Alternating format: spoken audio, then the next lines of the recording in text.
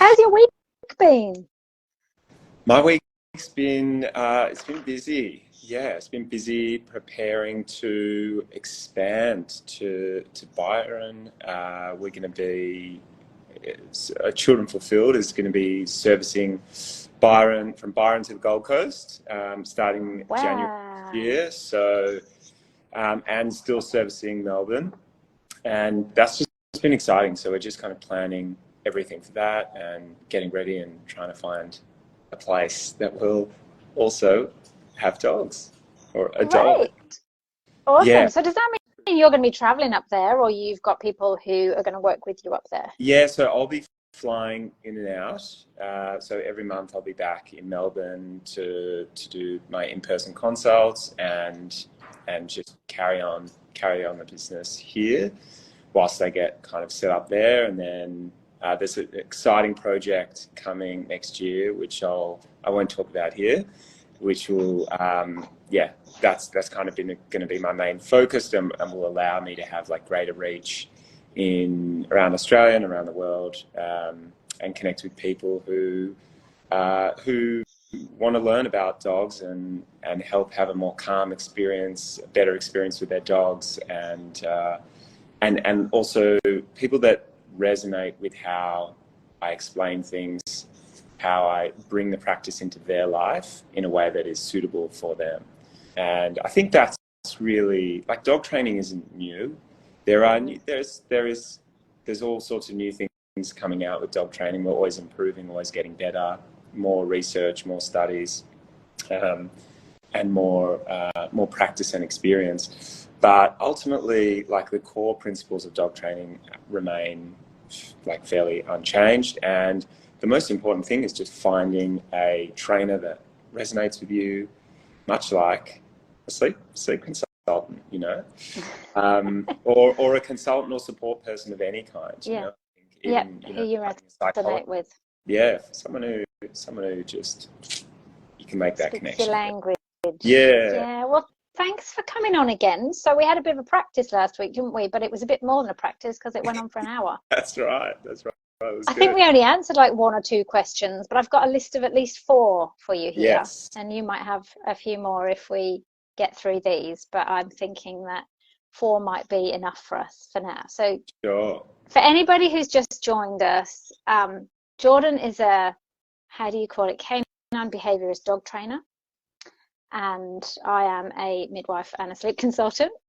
Strange collaboration, but here we are because we know that we have a lot in common, don't we, Jordan, That's right. in our roles, and we've talked about this for a while now. And so I've been thinking for a while, I would love to jump on and have a chat with Jordan. And the main reason for that is because I work closely with families. A lot of families have dogs, and dogs and children don't instinctively know how to get on with each other, do they, or how to behave around each other. And so I thought we could just do with a bit of insight from yours truly to help us get on track with this. And hopefully people will jump in and ask questions as well if there's anything that they think of. Anything else to add to that?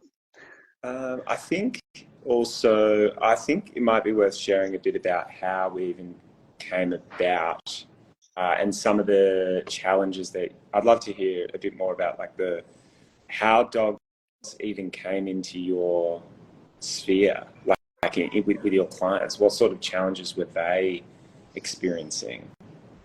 Oh, well, dogs on the bed is a Mm. is a common one. So when couples get together and have babies, oftentimes they've had a dog already for a year or two, and that dog has been their baby and often sleeps in or on the bed with them. And so then there comes the dilemma of, oh, well, do we keep the dog on the bed because we want maybe the baby will be in the bed at some point. Do we put the dog out of the room, or do we put the baby out of the room and the baby goes in their own room, which, as we know, isn't entirely safe, but it's a real question that people ask, like, what do we do? Do we put up with the howling dog outside the bedroom door, or Mm. do we risk the separations of being away from our baby? Yeah, it's a Um, really interesting predicament, I think, for people to be in, where if they've been essentially co-sleeping with their dog, and then maybe co-sleeping or cohabitating at night with the baby, and realizing there's maybe some issues there. Who goes? Who Who goes? goes? And also this week I had a client said that she obviously got a very deep bond with her dog, and much like all those mixed feelings we have when we have a second baby, you worry about not being able to show your first child enough love. And she was really stuck on that. She felt, and worse still, it's a golden retriever. I've got one. The eyes are constantly looking sad at you. I know, they're masked. So she was looking at him going, oh my God, I've broken your heart. Whereas he was probably just looking at her going, is there a snack? Because that's how their faces are all the time. Is there a snack? Like that. They're amazing dogs. And what's an interesting fact about the puppy eyes is that it's fairly well understood that dogs have evolved from wolves, and wolves don't have the capacity or don't express the puppy eyes. That's not a behavior expression that wolves do. It's one that dogs do. So dogs, that is something has happened in the evolution of dogs that, I mean, if we think about it, they've been very successful as an animal. They have made their way into our homes. We're buying beds, spending often more money on food and veterinary expenses for them than, people would spend on themselves. So they're doing well. They're doing well with dogs. And, so do you think, because I swear that my retriever smiles sometimes. Yeah. Like when you say, oh, Tessa, come here, like the corners of her mouth just turn up. I swear she smiles. Yeah, Blossom does that too. When if you give her a scratch, she does this. But I call it a smile because it's kind of that expression. But I don't think it's a I'm happy smile. I think it's like she does this, right? But I don't think it's a smile in the way that we would interpret a smile or we would express a smile. Like, I'm happy to see you. If you scratch her and if you give her affection in a particular way, it just causes this response, which is smiling. And yes, I know that she's happy about it, but I think it's different. I don't think it's an emotional behavior that's tied with the emotion. I think it's like, I disagree. I think my dog smiles. Well, maybe I haven't seen. I'm not touching her, but she'll just like go, oh, Mum's looking at me and talking to me. Maybe she does. Yeah. I'd love to see a video. I'll try and get a picture. All right, shall we launch into these questions? Let's do it. And thank you, everyone. Launch into the official questions last week and over the week. That's great. Yeah, and feel free to type your questions now while we're talking, because something might come up. All right, so the first one, I don't know if this came from someone else or if this was just one of the ones that we thought we should talk about. Sorry, there's noise coming from my kitchen at the moment. I think it's the fairies doing the dishes. All right, how do I prepare my dog for the baby's arrival? This is a really common question. This is a great question. So how to prepare your dog for the arrival of the baby. And I'm always so pleased when people are even considering this well before the arrival of the baby. And that often that is the first time that people are even starting to think about getting on top of their dog's behavior. The moment they become pregnant, it's like, oh, we can cope with this. What on earth are we going to do when there's a little human in our home with persistent barking, jumping, no personal space, licking, biting, all sorts of stuff, separation anxiety? It all becomes very real. So preparation is key. Whether you want to accept this truth or not, when baby comes, dogs go down a peg, especially if it's your first. I have 2 kids, 2 and 4, and I went into it thinking, oh, this Mister, my dog at the time, he is my child. He is number 1, and this baby is going to be number 2. But it just doesn't quite work that way, or it didn't in my experience. And I think in hindsight, that was years ago. There was more that I could have done to prepare. So what do we do to prepare? Well, we need to think about how are we going to keep our babies safe, and how are we going to have like an enjoyable shared experience with the dog and the baby.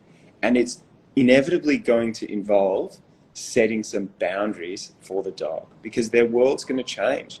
We don't want the dog to be in the child's cot. We don't want the dog to be squashing or on top of the baby. We don't want the dog to be in certain spaces. Maybe you want to set a boundary. Some healthy boundaries that I recommend is that the dog is not in the baby's room. Like if they have like a separate room, like kind of space, the dog isn't there. Just start setting that boundary. So where you're changing the change table is or whatever. Also having a mat or a space on the floor where the dog is not allowed. That's where baby's going to have tummy and back time. They're going to play with their friends. And we need to teach the dog, you can't go on this space, because we just want the baby to be safe. And so the next question that comes up is, well, how do I set that boundary? How do I teach my dog not to go onto a particular space, not to go in there? And this is often something that people feel like is really challenging. Like, my dog just goes wherever they want, so they don't listen to me. But typically, everyone, well, not everyone, most of my clients, I ask them, what does your dog do really well? And I'd say 99% say, my dog waits for their food really, really well. They'll sit and they'll wait, and until I tell them to go, they'll just wait for their food. So my question is, well, how did you teach your dog that? And I say, well, I put the food down and I had the dog on leash, or I blocked the dog, wouldn't let them go in until I gave permission. And how often did you practice that? Every single day, twice a day, 3 times a day, or once a day, whatever your feeding frequency is. And they would set that boundary calmly and consistently every day, and very quickly the dog respected that boundary. So all we have to do is the same thing with the space. So instead of there being a food bowl there is nothing there. And we have our dog on leash, and when our dog goes on to that boundary, we say, or whatever your verbal marker is to disagree with the dog, and you guide them off. And then when they go on, you say, you guide them off. And you just continue to do that repeatedly. They go into the room, you guide them out. Don't just close the door. So this is on a leash. On a leash, would you do this? Leash is for learning. A leash is there to communicate with your dog, to show your dog where they need to be. When there is pressure on that lead and you're guiding them out, that's a level of discomfort. That's like someone kind of grabbing you over here and pulling you over to the side. It's not hurting you. It's clear without saying anything what they want. They want you to go with them. And then as soon as they come out of the room, or as soon as they come into the correct space, all that pressure turns off. So the dog learns, when I step in, they disagree, they've let me know verbally, and then they show me where they want me to be. And we can reward the dog positively with food or play or affection when they are respecting that boundary. So there's a contrast. When you go on there, guide you off, and I'll give you some affection over here. Every time they go on, if that happens, they're going to understand it's really not in my interest to go there. I might walk around. And you can do all sorts of exercises that we do where we walk in a circle around, and then we get closer and closer to the mat. And if they step on the mat, we say, and we guide them off. And we just do that again and again and again. And we do that well before the babies come. So when you roll out the mat, dog knows not to be there. And it's exactly the same boundary setting with place training. So telling your dog to go to their bed, on your bed. If they come off, and you guide them back on. I've got heaps of videos of this on my Instagram channel. And you can just see, it's just that calm, consistent approach. Reward them where you want them to be, and give them guidance and communication when you disagree with a behavior or when they're entering the space. And it takes some patience and some practice, and you'll get there. And dogs are amazingly adaptable. But the important thing is we're setting these boundaries and making these changes before the arrival of the baby, because we don't want the arrival of the baby to be associated with all of these new boundaries. And the other reality is you're not going to have time to train your dog in the first few weeks of having a baby. You're going to be spending every spare minute that you can trying to sleep and just make sense of what on earth is going on. So you'll be thanking yourself. It's your gift to your future self and exactly. your future dog to do this ahead of time. Your gift, totally. So that's And so yes. So was there anything else that you could do ahead of the day when the baby is born? Yes. So another thing is thinking about sleep.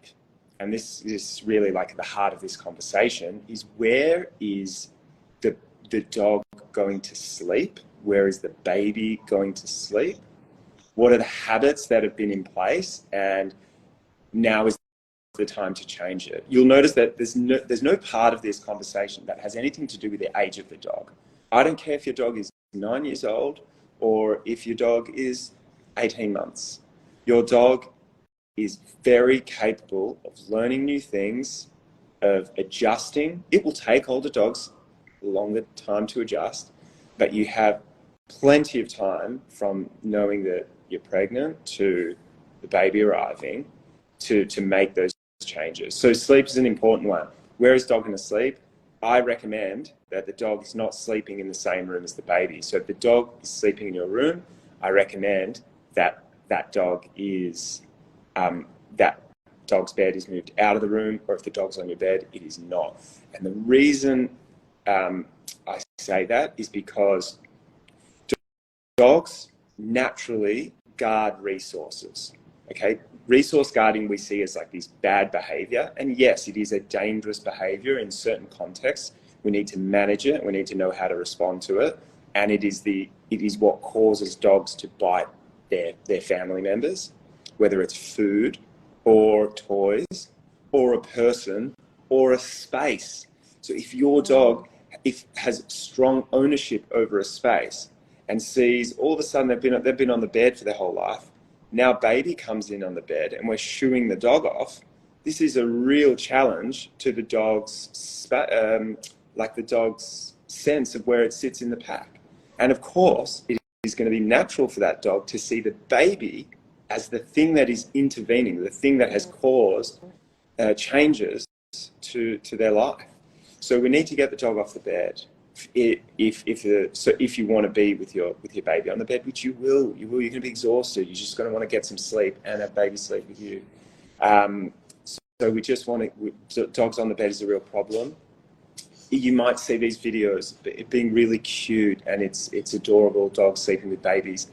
It is dangerous. It is really, really dangerous. And a friend of mine has a dog, and they were talking about their dog, which is common for certain types of dogs, particularly like sight hounds, but all dogs can be prone to sleep, like startling in their sleep.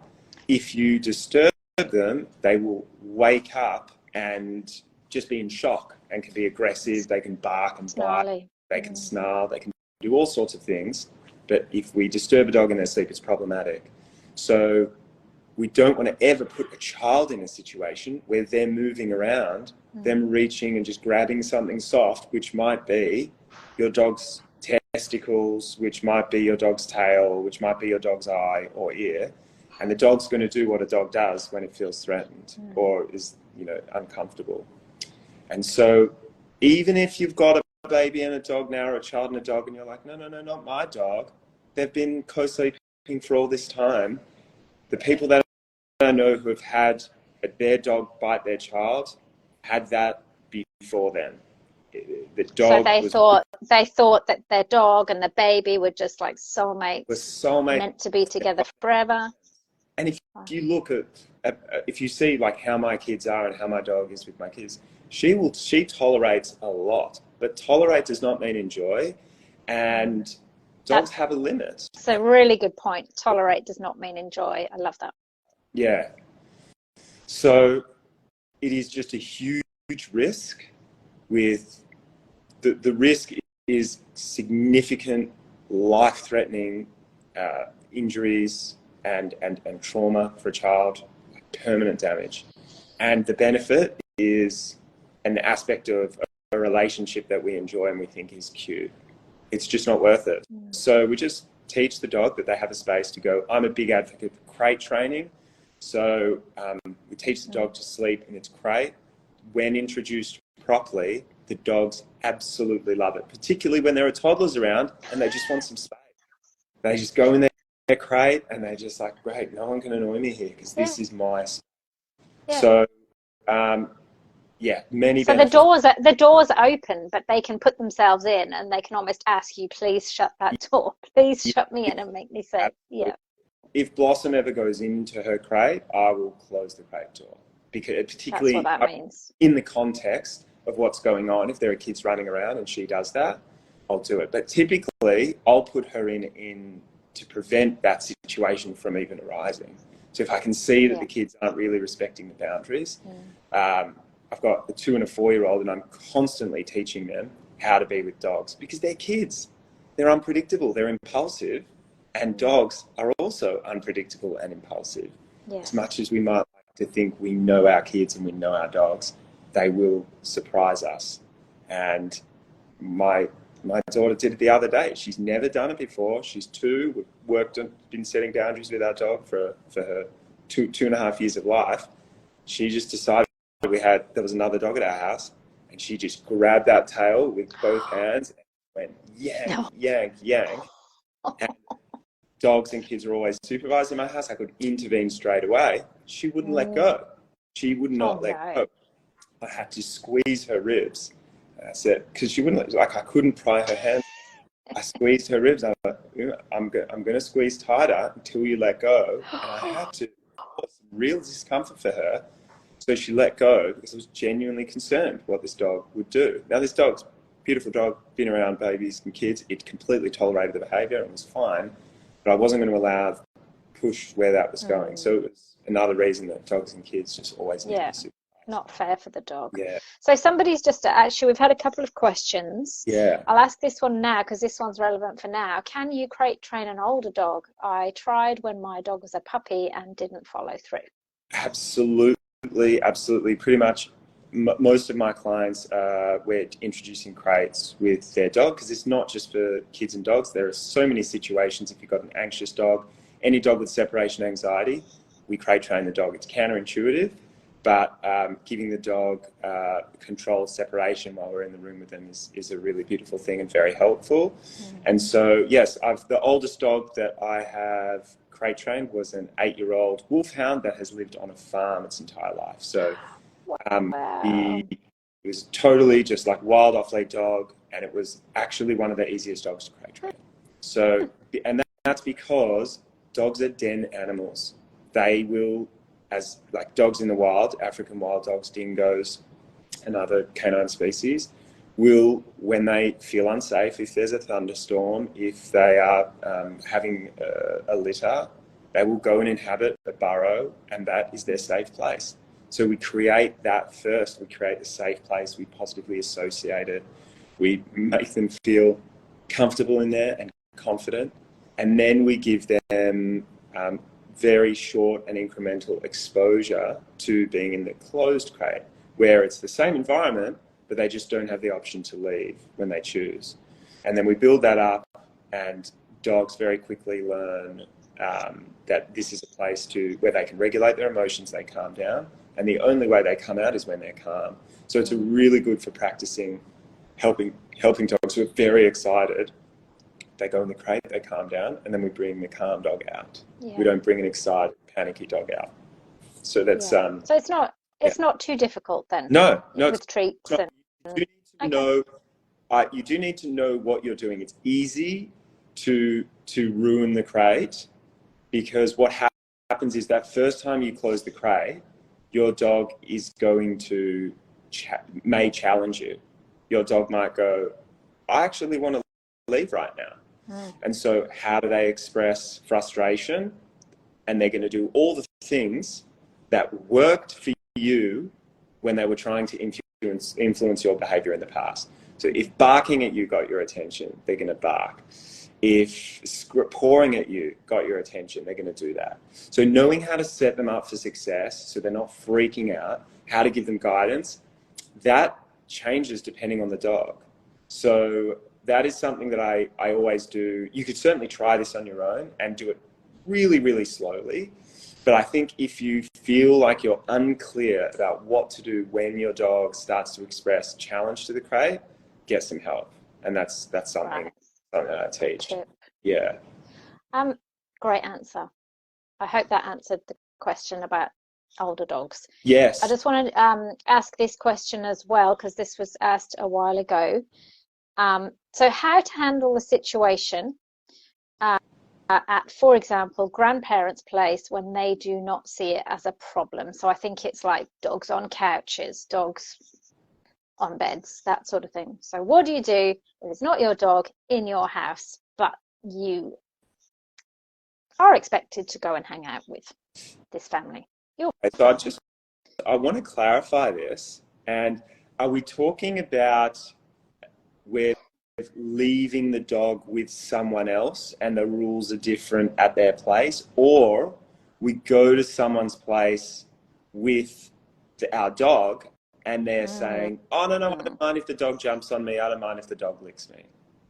So, I think it was when we were talking about the safe spaces, when we were placing a boundary around, say, the baby's room or the mat. So say there's a nursery at grandma's house, but the dog's allowed to waltz in and out and sits on the baby's play mat that they've allocated at their house. I think that's what it means. Is that my question is, I just need to know if, so here, it's the Did you find it? No, I found that they've just commented here and said they're talking about their grandparents' dogs. Okay.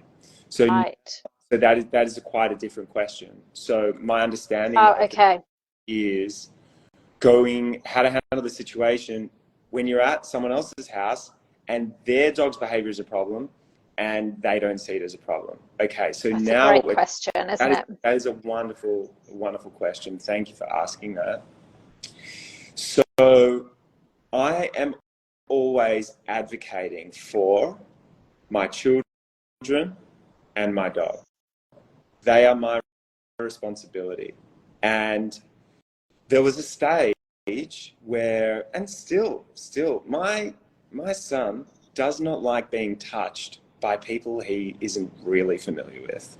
So, I don't either. I don't know either. But when you're a little kid and you're being carried by someone and you know, another adult comes up, they start touching you. They start touching you, right? And it's like a very culturally, like, it's certainly in Australia, it feels like it's a very accepted thing. And I also notice my own instinct to do that when other people are holding their kids and I want to interact, I want to touch them, right? I want to. But it's only actually been through my own experience with my child where I realized that was really overwhelming for him. He didn't like that. So what was most helpful for him was when I actually turned away and stopped someone and just said, he doesn't like being touched. That's it. That was so helpful for him and our relationship to know that he's like, oh, Dad will look after me. Dad understands me and he's going to protect me from things that make me uncomfortable. Then the alternative, which is not saying anything and feeling silly for correcting someone or feeling guilty that, like, I don't want to be awkward. It is a very awkward situation, but it's the same with dogs. People want to come and approach my dog and they'll touch without asking. And that's a dangerous thing. Some dogs don't like being touched by strangers. So coming back to the question here, if you have children and they're in an environment with like unruly dogs that don't have boundaries, the risk is that your child is going to have a bad experience with dogs. They're going to get knocked over, they're going to get licked, they're going to get barked at. And that is the sort of, just even once, one bad experience with a dog can cause many years of issues around dogs. Most of the kids that I know who have problems around dogs have it because there's an incident that happened where a very friendly dog jumped on them, right? That is Yeah. a dog that was not, wasn't under control, wasn't on a lead, or was on a lead, and the person who had them on lead didn't think it was a problem and allowed their dog to approach that child. So for me, it's a no-brainer. I am not allowing any dogs that like don't have clear boundaries near my kids, because I don't want that to happen. And so yeah, it's a tricky one with family members, but I think just being really clear with family members and saying, look, I've got some professional advice because you're getting that right now. I'm really concerned about my kids having a bad experience, and my kids don't like being jumped on, and I just don't want them to happen. I don't think it's safe. So if we're going to come over, it's going to be really important to me either that the dogs are on leash and they're giving the kids space, or they're in another room, or they're outside, so that I can feel comfortable to bring them here, and I can just be sure that they're going to be. And maybe what you could say is something like, I really want my child to love your dog. Great, love. I really want them to have a great relationship. So can we just take it a bit slower so that they can learn to be together? So good. I love that. And even if you're up to it, you can assist. Like me as a dog person, I have a friend where that situation happens, and as soon as I go, I'm like, where's the lead? Just put the dog on the lead, and I take the dog. And the dog doesn't, I don't do anything with the dog. I just sit with the dog, and the dog is on lead. So it's like, I'll take care of this dog and just make sure it doesn't do anything. Yeah. And the dog just chills out after 5 minutes. And then, so if it's grandparents, it's like, well, I'll have the dog, you have the grandkids. You have the kids, and you can go outside and do some whatever with them, or you can just hold them still. Most dogs are, the initial greeting is where there is the most highest level of arousal, also there's potential for conflict, because when a dog is in a state of arousal, they're not very thoughtful. So we need to just be mindful of that. Dogs are making mistakes when they're at high level of arousal, just like us. If we're like super adrenalized and really charged up, we're not thinking really clearly. Yeah. So accidents happen then. And sometimes dogs will snap and redirect just from all that frustration and excitement. Yeah. So great. Yeah, I think that well answered. Yeah. I like that. Shall we go on to the next one? Sure. That's what I've got here. So the baby's born, unless you've had a home birth, you might be bringing baby back from the hospital or somewhere else, wherever you've birthed. Do we just bring the baby through the front door and go, look what we made? That's your new sister. Do we do that? No. That's not a good idea. No, that's not a good idea. What we want, I think in our mind, there's always this like the ideal. We have this imagination of the dog meeting the baby, and they're just licking, a gentle licking, and they're snuggling up to each other. It's a beautiful dream, and it is, and that may even have been your experience, but it is an experience that is just fraught with risk. So I'm all about minimizing risk, whether it's dogs introducing to other dogs, dogs introducing to people, unfamiliar people, dogs to babies. There's so much we can do to minimize the risk of conflict or the dog making a bad decision. And so how do we do that? So first thing is all that preparation stuff that we spoke about, boundary setting, having the dog understand where their bed is and staying there, crate training if you're doing that, having the dog be able to just remain in one place, confined, safe. They're not an issue. Even just back tying them up somewhere and resting, getting them used to that. All that stuff's going to be helpful. Now, before you bring the baby home, before that moment of introduction, exercise your dog. We want them tired. We want them rested. We don't want our dogs like they are first thing in the morning, ready to go for a walk, energized, like, hey, what's going on? We want them chill. So mental and physical exercise is going to help bring them in the right mindset for an introduction. So that's the first thing. the next thing is to understand that we actually, what we're trying to achieve is bonding between the pack members. So you're a pack, you're a family. What we want is this animal and this new human to bond. So what does that look like? Bonding doesn't look like playing with each other. Bonding is about being a part of a unit, resting, cooperating, everyone respecting the boundaries that are set by the leaders of that pack, that family, which are the humans. So two dogs, the introduction that I like for two dogs is very much the same as the introduction I like for a baby and a child.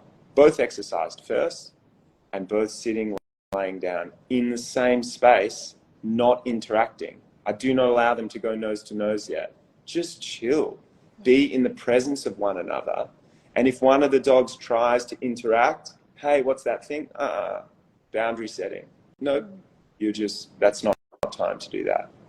The more time you invest in bonding, that's dog and baby in the same space, having relaxing, positive experiences. So you can feed the dog being separate from the baby in the same room. Just the more we spend time doing that, and you might do that over several days, like just not allowing that very close greeting, and you can use there's kind of arguments that, some people say get the baby's clothing and you can put it in the bed of the dog to get them familiar with the scent.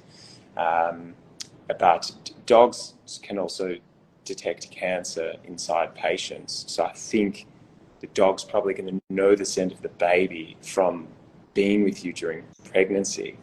Yeah. So there's an argument that also the dog is actually familiar with the baby already. But we've also got to remember, and this is an important one to remember, that a baby cries, and it is this defenseless little creature. And the cry of a baby can, if you have a breed that was bred for hunting, or it was bred to pursue prey, it can trigger the dog's prey drive. So like a squeaker in a toy. Just like a squeaker in a toy. So we want to be mindful of that and make sure that we're really paying attention to our dog's behavior for these days that we're doing all this bonding. Okay? Is the baby's cry triggering the dog? Making sure the dog is confined or restrained at least on the lead when we're doing these introductions. We want to observe. Is the dog just totally chill and fine day after day, regardless of the mood? Then great. Dogs also like to eat like the baby's poo and that sort of stuff. So babies, yeah, they really do. They can start to go and don't leave a nappy lying around. No, we've made that mistake a few times. I think we all have. So really spending time bonding. And one thing that I forgot in the preparation, this has just reminded me, is desensitizing your dog to the sound of babies crying.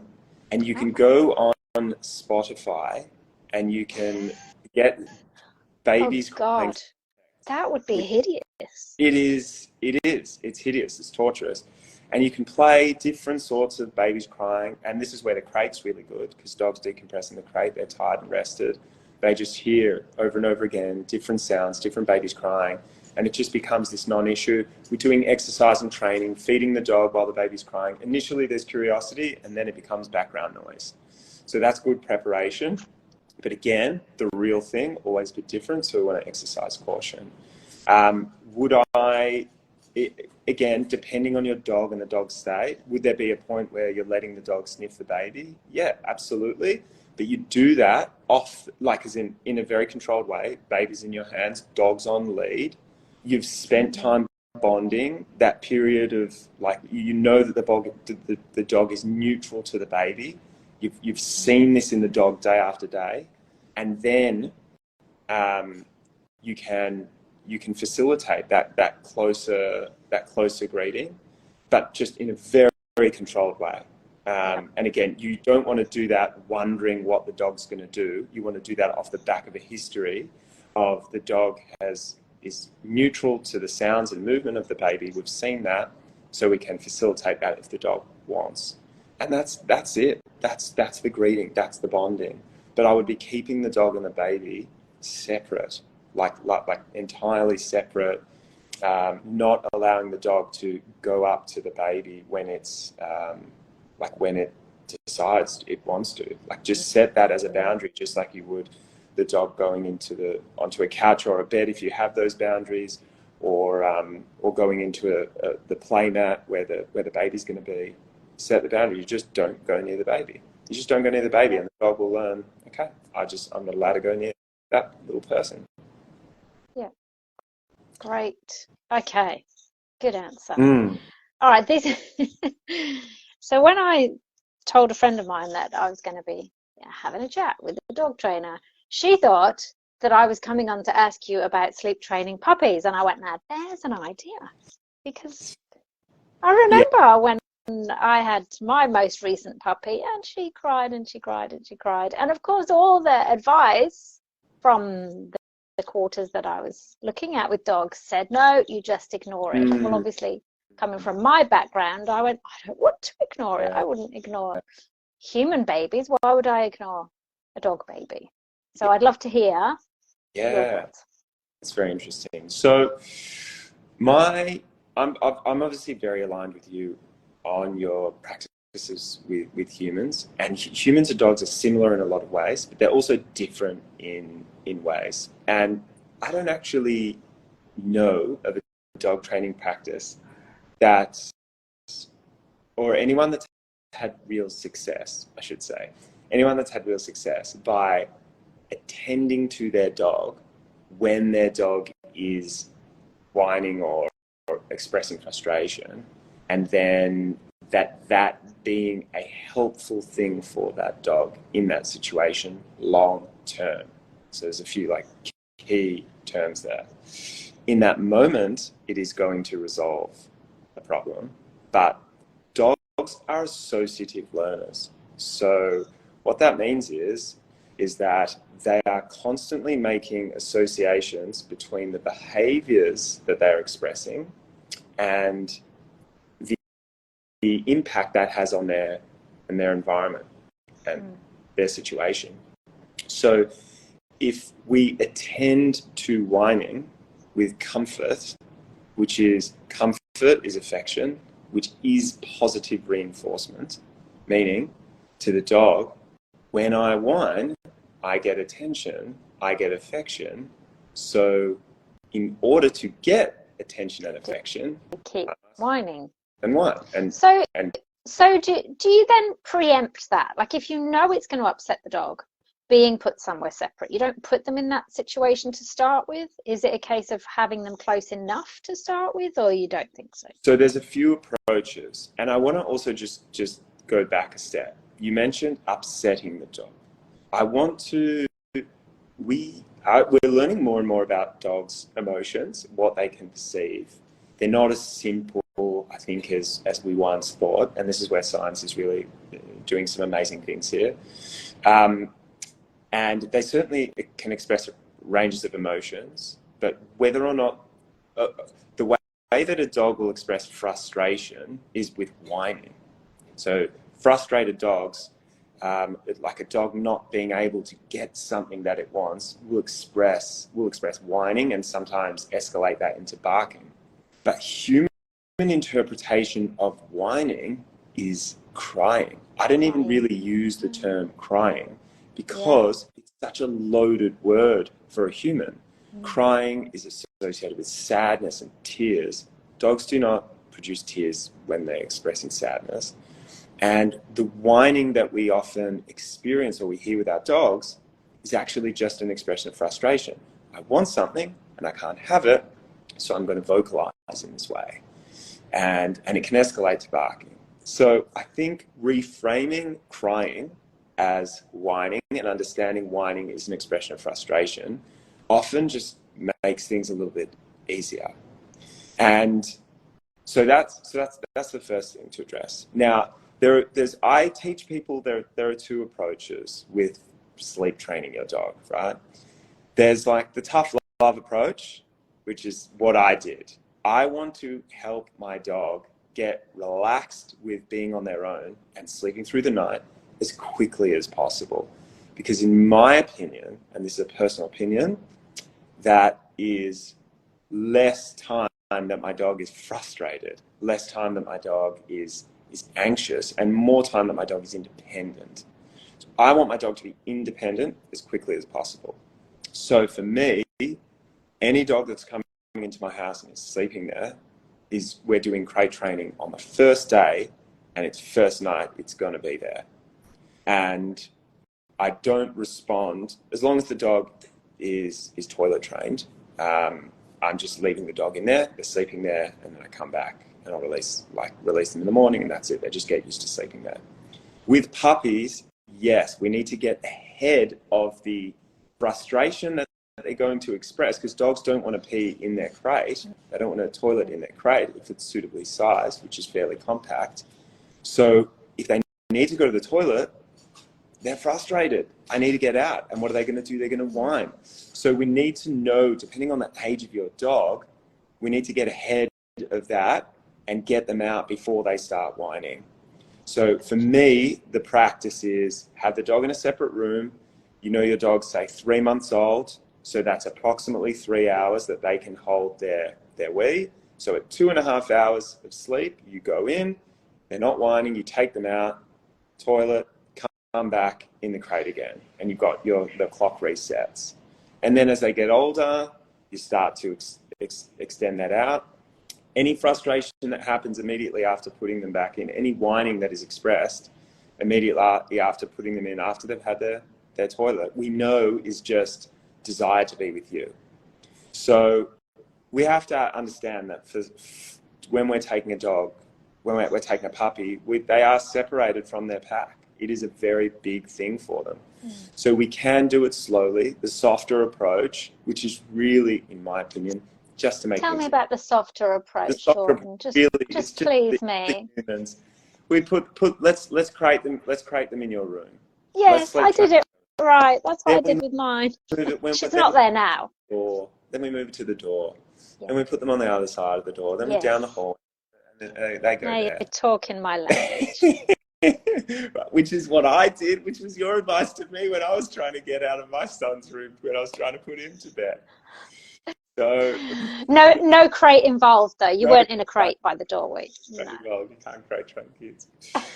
So, I don't know. We almost crate train kids, don't we? Well, like cots are baby cages, really. You're 100% right. Without and as soon as a lid.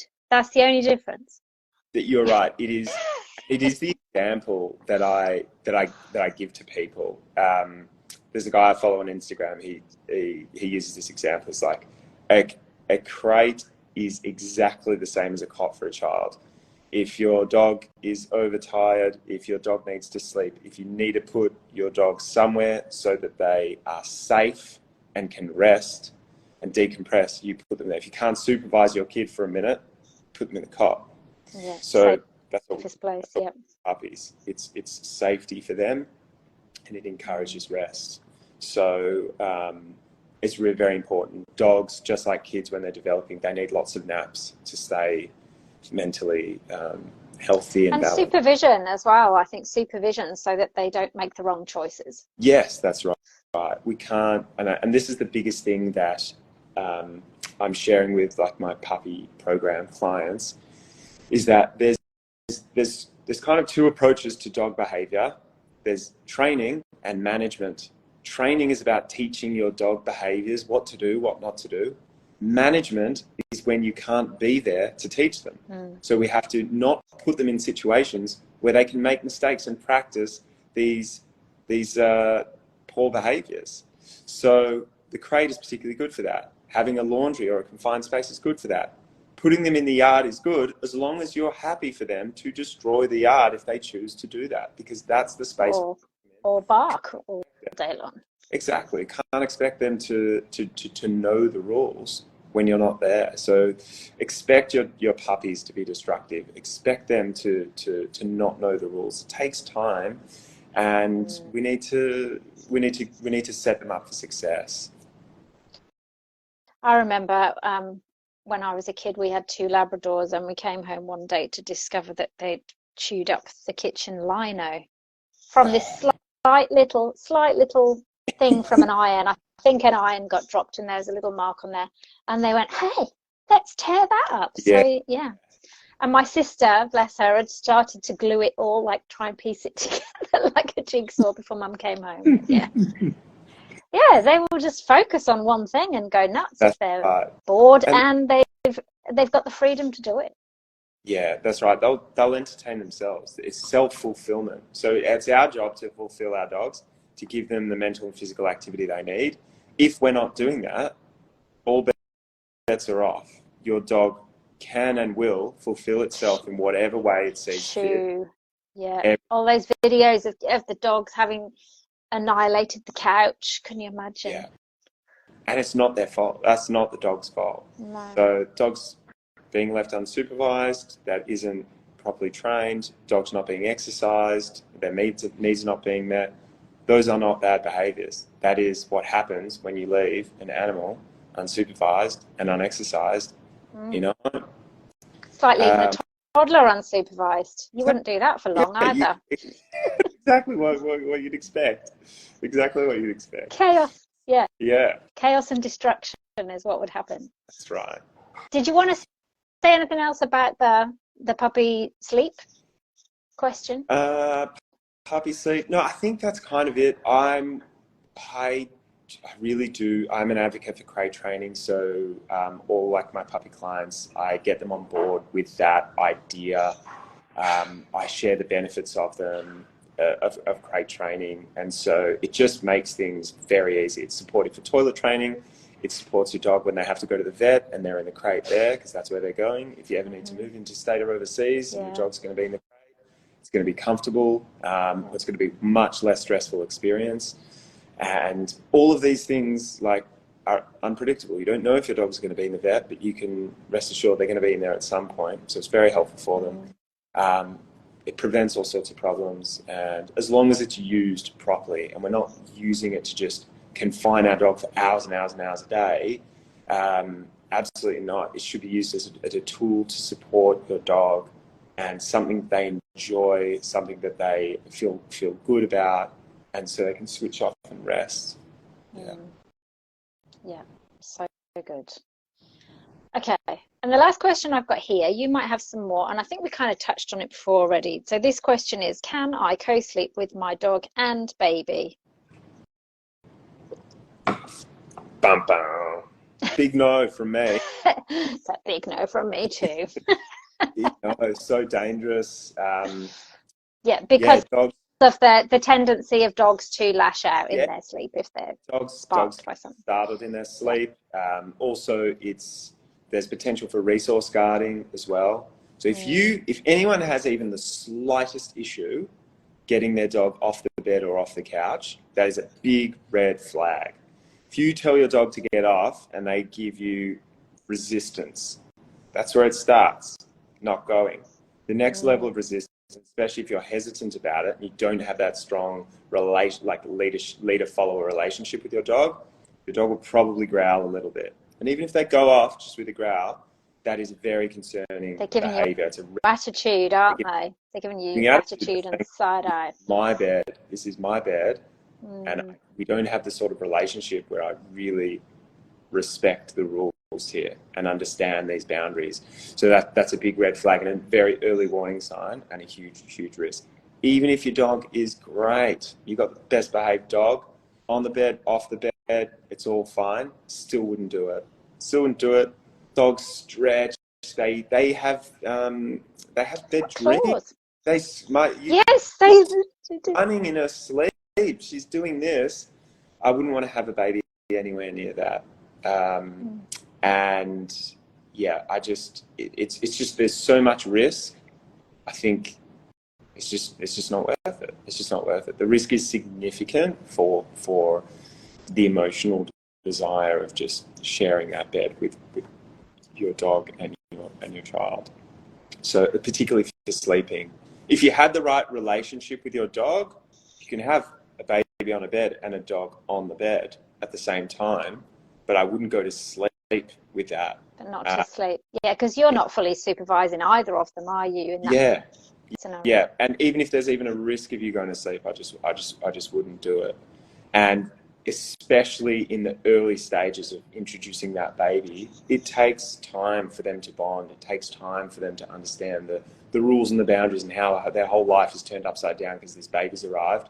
So for like babies, really the first year, I just wouldn't even do that until you really know your dog, you know that they've adjusted to those boundaries. And then, okay, if you're like, all right, it's couch time, I want to watch TV, baby's here, dog's here, give them a cuddle, and that's it, you know, that's fine. But then, all right, off you go, dog goes off, no problem.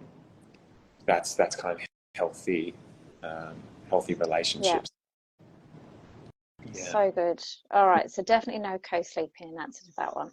Yeah. So did you get some other questions come through? Shall we keep going?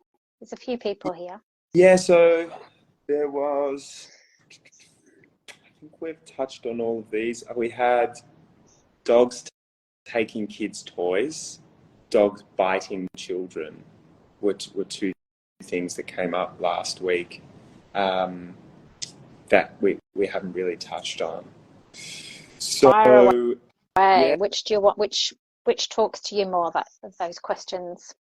Well, I think I didn't get the opportunity to clarify this biting of children. Obviously, if your dog has bitten a child, that is like a major situation that needs to be addressed. If it was a serious, like a genuine bite, like a bite that is not coming out of like the same sort of biting your dog would, you know, dogs do. Like today I went to a client's house and the dog, when it greets people, it just jumps up and nips them. Just jumps up. Use their teeth, Now the young dog.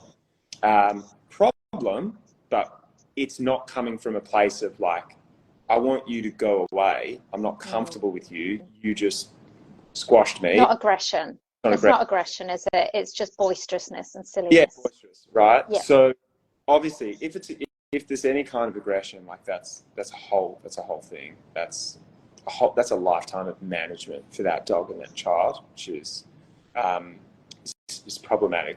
And there will have been lots of mistakes or at least early warning signs that was going to happen. The person just may not have seen it, which is typically what happens. And usually it's no healthy boundaries. None of the things that we're talking about are in place. Everything's going well until it's not. And then the dog's just had enough of being trampled on, being posed for photos, being dressed up, being drawn on, and then the dog bites.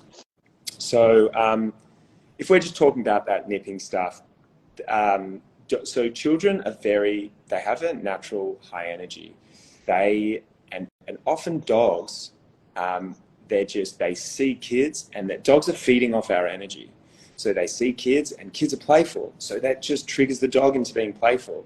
And the problem, as I mentioned before, is that dogs, when they're in those states of arousal, they're not thoughtful, and dogs they're not, you know, depending on the dog and the introduction that dog has had to children, plays like dogs play rough. They run into each other, they chase each other, they jump, they bite. All of those things are included in play.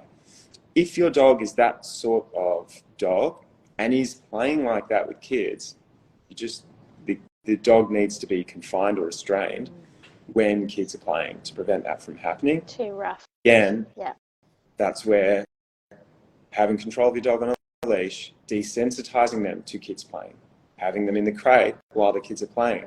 Dog relaxes while kids are playing. That's desensitizing. Having kids feed the dog, you know, throwing food into the crate while the kids are playing, or you doing that. Again, calm, positive, desensitizing to this high energy of kids. So that's going to be really important to prevent that. But yeah, we really want to communicate to the dog that it's not an okay behavior. If they do it, we need to correct it. We need to deal with it. So we need to Tell the dog, that was not okay, whatever your disagreement, verbal communication is, and there must be a consequence after that. This isn't a case of, hey, stop it, bingo, enough. All of that is meaningless because there's no follow through. It's just words, and dogs have learned to ignore all the stuff that comes out of their mouth because we're very vocal and dogs are not. And they're like, all this stuff that humans are talking all the time, none of it's relevant to me. And especially if you don't follow through with your communications, your dog's just going to ignore you. So there has to be a consequence if that behavior happens, and it's our job to prevent it from happening in the first place so we're not getting our dog in trouble. And just being mindful of that dogs will feed off the energy there. I think that answers that question. And then... Yep. So what about the toys then? The toys. So toys are really an interesting one. The advice that I give to people when they're getting a puppy, and this is dog training advice that I got from my first ever dog trainer over 10 years ago, was choose toys that are rubber and rope, because not many things in our house are rubber or rope. It's a material that is kind of unique to the dog's toys. I think there's a lot of value in that, particularly for young dogs, particularly for puppies who are exploring the world with their mouth. Give them rope things, give them rubber things, rather than, very commonly, stuffed toys. We're giving our dogs all these stuffed toys. You go to the pet store, it's lined with all these gorgeous little stuffed toys, which look exactly the same as the kids' stuffed toys. Yeah, so it's harder for the dog to make that distinction between what's okay and what's not okay. But if we have that separation of materials, that can be quite helpful for them while they're learning. And again, a dog that's in development is learning. They're learning for the first, until they're an adult, until about 2 years. And so it's important that we have that clarity. So that's one thing as a preparatory thing that can be helpful, so that we can really set those boundaries and know the dogs, that the dog is understanding. The other thing is that we need to teach the dog to release something from their mouth on command, whether it's they've picked up the wrong toy, or they've maybe picked up a piece of chocolate or a wrapper or something we don't want them to consume. We need to have a good out command. So some people say drop it or out, whatever it is. It's the command to open your mouth and release it. And this is where I see this is probably the behavior that's taught in most commonly incorrectly, or not in an optimal way. Because what happens is your dog picks up a toy that people aren't focusing on teaching the out command in training. They're kind of hoping that their dog learns that when they make a mistake. Right. So the dog picks up the toy and they're chasing them around the house, and we're trying to yank the toy out of their mouth, because what are we supposed to do? We don't want them to have it, so we're trying to pull it out. The problem is dogs love to tug. They love that game. So not only are you now playing a game with them, as you approach, if you ever are successful in taking the toy off them, they've just learned, right, when they come to me with this energy, they're going to take the thing away from me. So what am I going to do? I'm going to run away. And I'm going to guard this thing too, because I feel threatened now that this person is going to take away the thing that I am enjoying.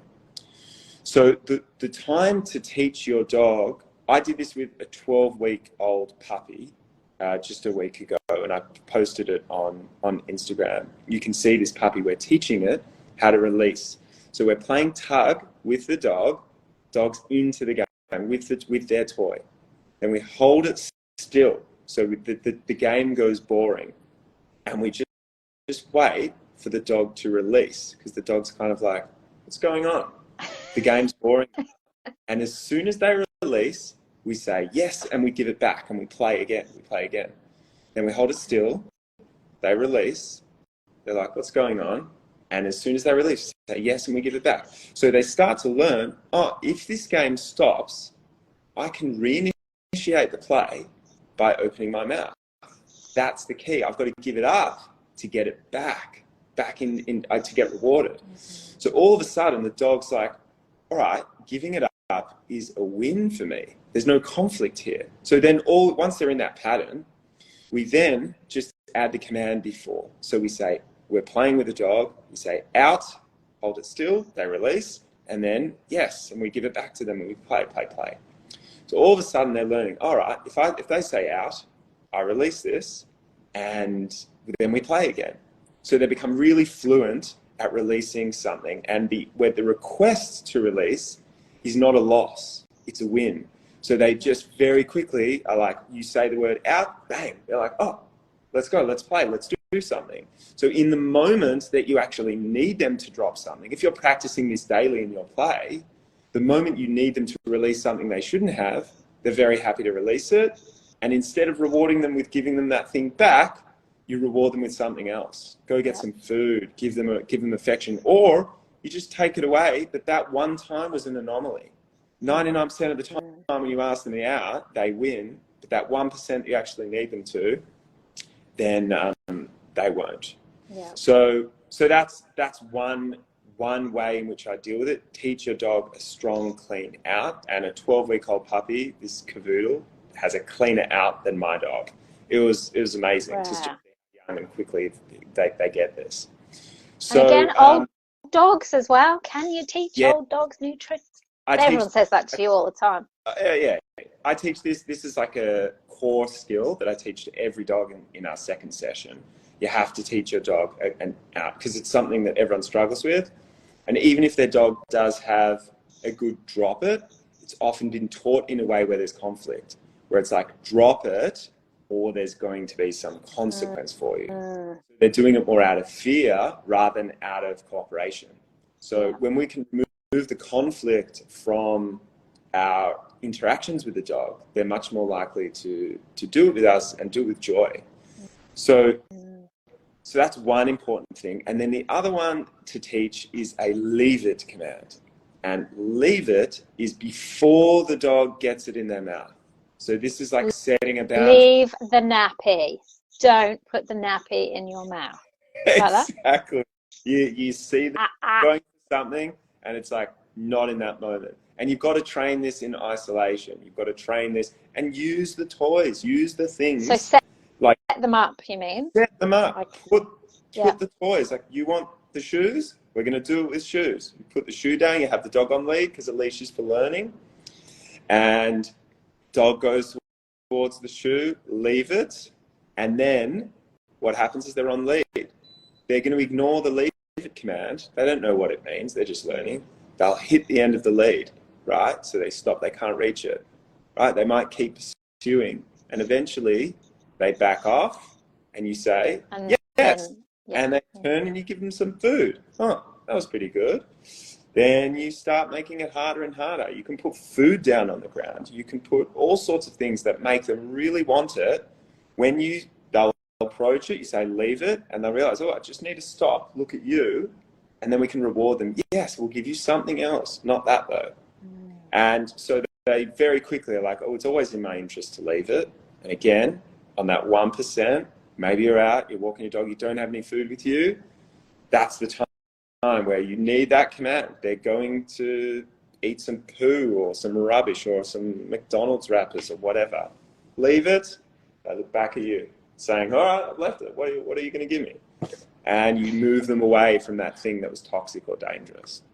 So leave it and an out command is going to be really helpful. And training those with the sorts of things that your dog likes is also going to be helpful. And then finally, of course, set your dog up for success. Don't leave them unsupervised in spaces where they're going to make those, particularly when they're young.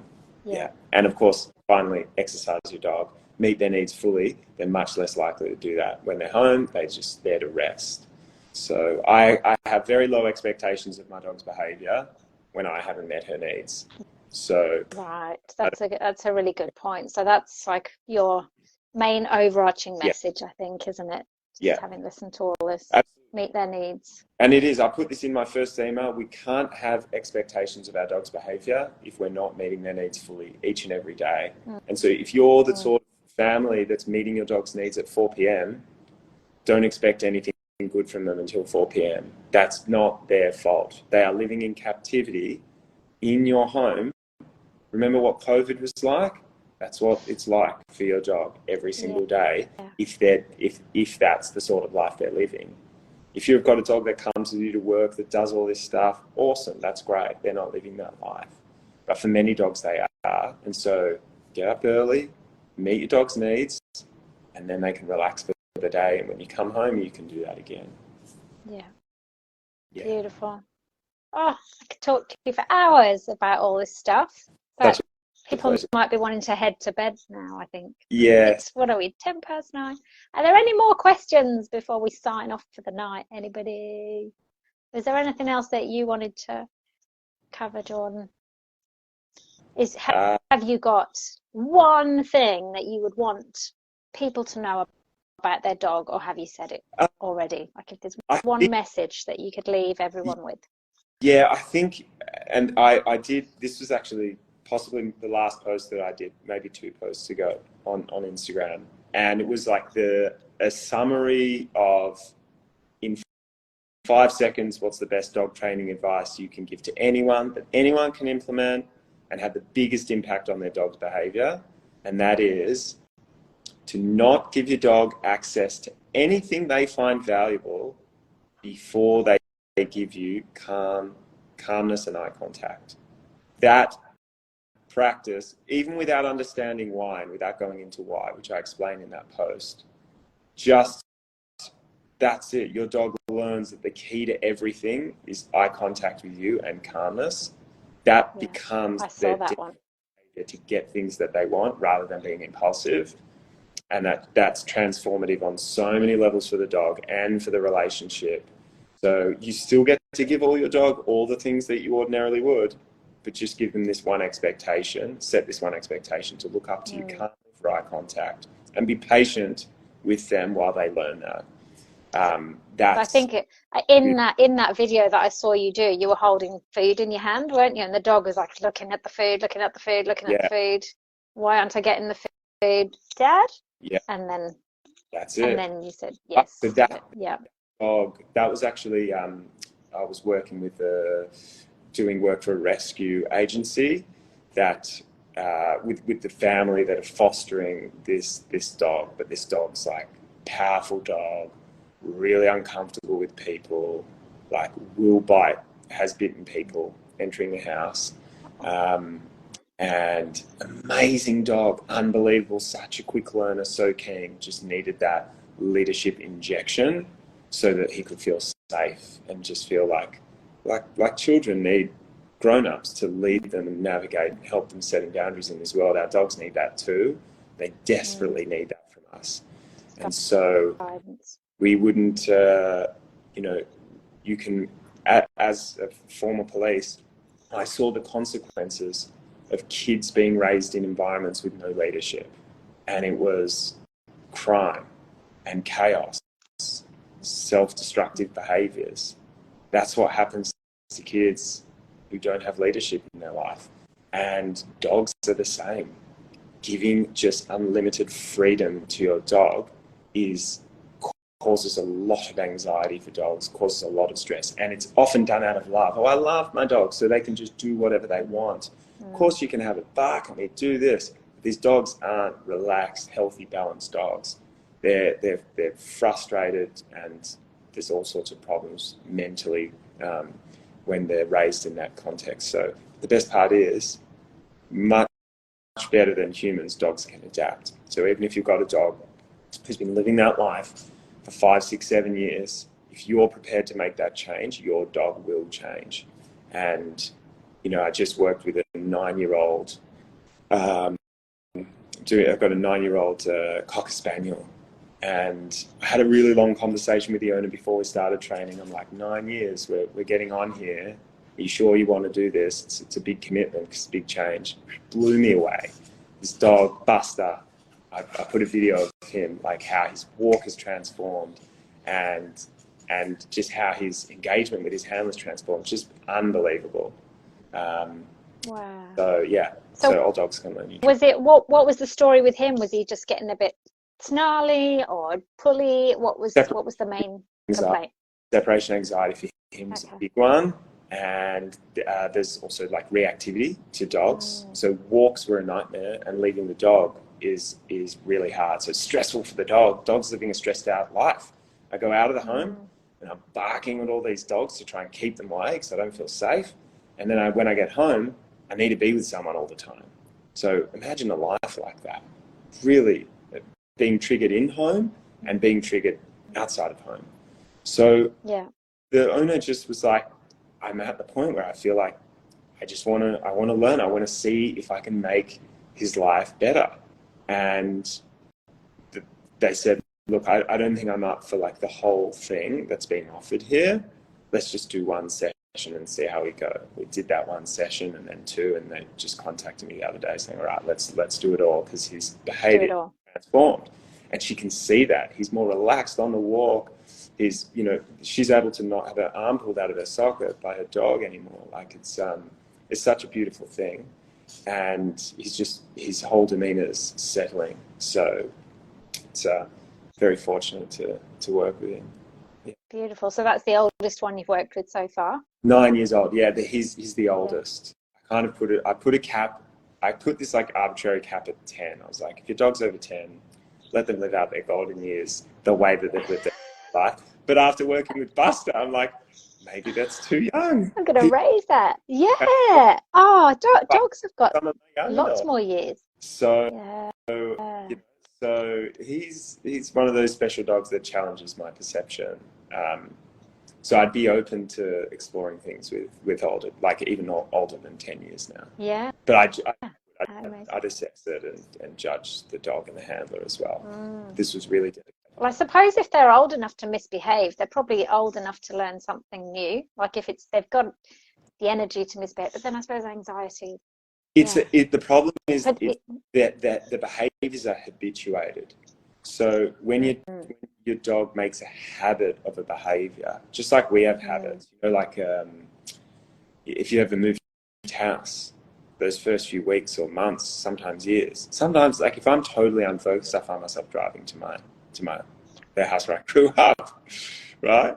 It's just right like there, and then we're close to each other, so it's not like I'm going miles in the other direction. But I find myself, I go there, right? It's a habit. I'm switching off. I'm not present. I'm not focused. So dogs are the same. When they make habits, and just like us, we have our own habits of doing everything. Changing those habits is harder, and it's even harder the longer they've been practiced. But dogs, don't compare your own experience of changing habits to a dog's. Dogs are just remarkably resilient. They love good training. Like all the dogs that I work with come in, I set boundaries, I don't let them jump on me. I'm very clear with the dogs about what's okay and what's not okay. And at the end of the sessions and during the sessions, they're just glued to me, coming to me for affection.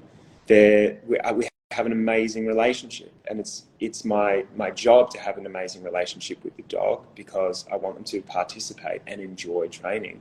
So boundary setting, I think, can feel mean for some people who've had a very free relationship with their dogs.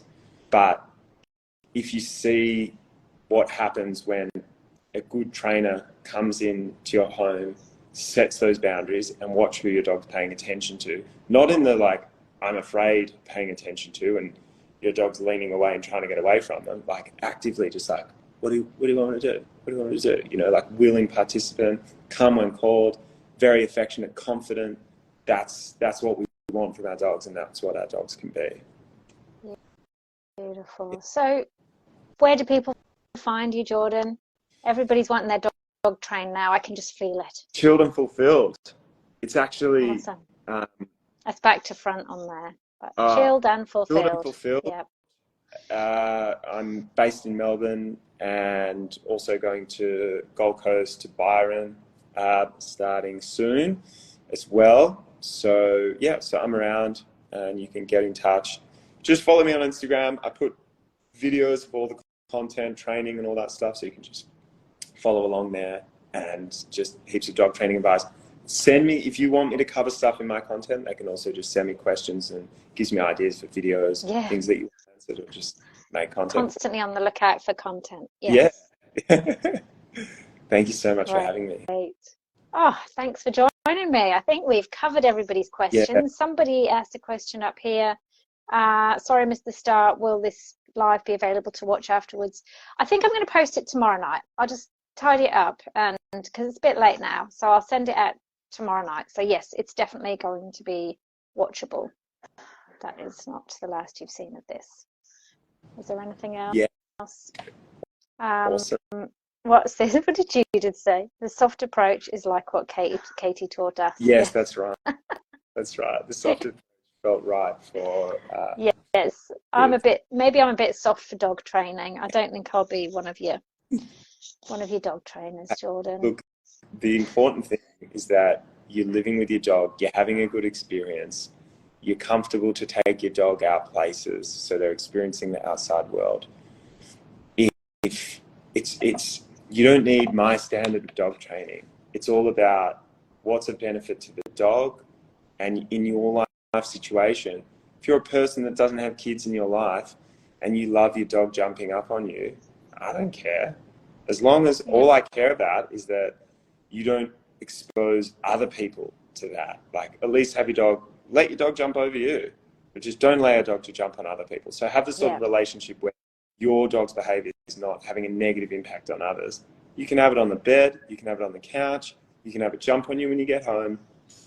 That's fine, as long as that's not contributing to problematic, dangerous behaviors. So I don't encourage any of those behaviours in our house. I have to say, I'm soft, but there's a limit. Yeah. And there's occasional couch cuddles, but definitely not on the bed. Yeah. Definitely not. I love a cuddle on the bed. It happens. It's great. It's like, and it's always. She'll come up to the bed and she'll give me the look. Can I come on? No, right? I wait till she accepts that she's not coming on. Then it's up you get. And she comes back. I think I just always had so many kids in my bed. The thought of the dog wanting to get up as well was just unthinkable. No was the answer. No. Yeah. And also, it's like my Blossom, when I take her out for a bushwalk, it reminds me why, like, I don't want to bring that on my bed. She's rolling in poo. She's dog. They're filthy. They're eating soiled nappies. They're doing all this stuff. And then I'm like, oh my God, you're disgusting. But then, like, give her a bath, and I'm like, all right, let's do it all over again. Now you're cute. Yeah. I'm with you. Yeah. Thanks so much, Jordan. So lovely to see you, and I'll catch you again soon. Okay, great. Have a good night. Bye, Katie. Bye.